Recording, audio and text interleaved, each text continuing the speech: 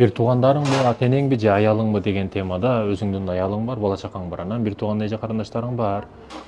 Билесизби, боло турган байлык бар, табылбай турган байлык бар. Билесизби, жоголуп кетип бараткан алтындардан казсак чыгат, көмүрдү да казсак чыгат. Бирок айырмасы неде? Көмүр жерди бир тепсек чыгат. Алтынга көбүрөөк мээнет кылса туура келет да. Бирок дагы эле табылбай турган байлыктарыбыз бар. Бул не? Ата эне эч качан бир тууганды башка төрөп бербейт. Башка бирөө бир тууганды төрөп бербейт. Бир курсакка баттык, бул дүйнөдө да чогуу батып жашашыбыз керек. Эң чоң байлыгыбыз бир туугандар, биринчи орунда туруш керек, ата эне, бир тууган. Андан кийинки байлыгыңыз өзүңүздүн курган семьяңыз. Сиз бир семьяда бир мүчөсүз, ал эң чоң байлыгыңыз.